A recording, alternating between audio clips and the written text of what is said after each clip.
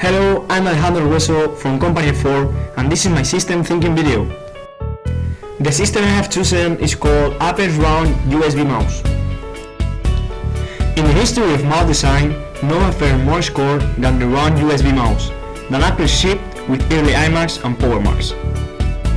The Apple USB mouse, commonly called Hacky Pack, was included in 1998 for the next 2 years. It's widely considered one of the Apple world mistakes.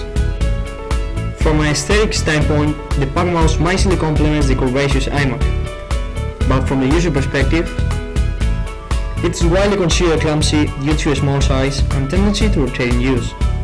Another flaw is the typically short cord. Apple transition to USB coincided with the rotation of ports, from the center to the left ends. As we can see in the graphic, Apple mice sales decreased a lot during 1998 and 1999, when this mouse was in our markets. So, it was success or a failure? It was completely a failure because it didn't fulfill its function properly.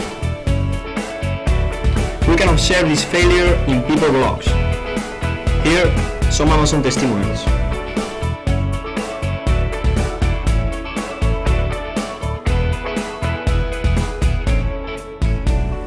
This one is the winner.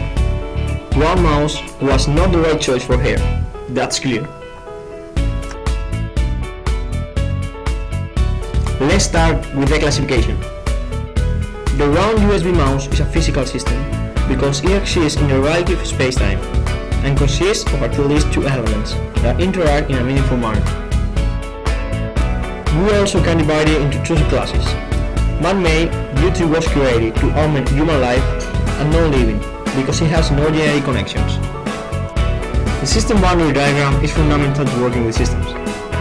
Analyzing the diagram, we can see the inputs and outputs, which are the use movement and the pointer movement.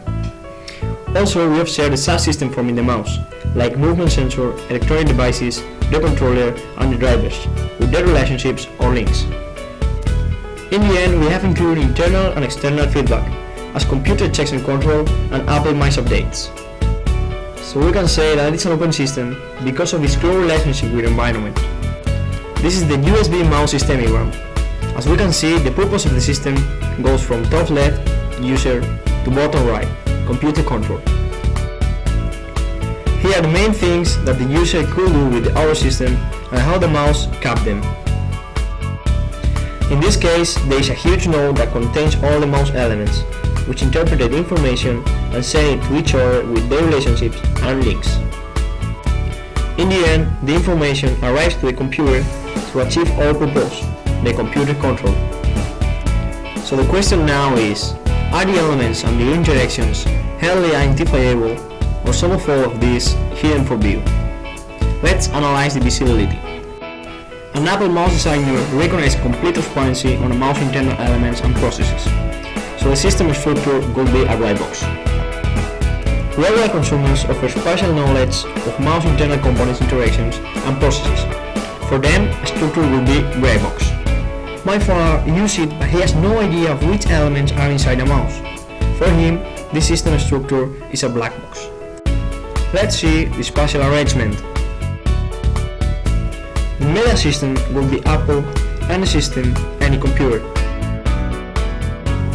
Subsystem is our round USB mouse, and the elements will be the electronic devices inside the system as sensors or controllers. Here we can see better the spatial arrangement of our system. Now we are going to talk about the evolution of the system. In 1983, Listen Mouse was one of the first commercially available mice for consumers. In 1994, Buzz Mouse started to look more like one we use today. And in 1998, Apple USB mouse appears in the worst Apple products ever list, due to some share of the bad ergonomics that made it a pain to use.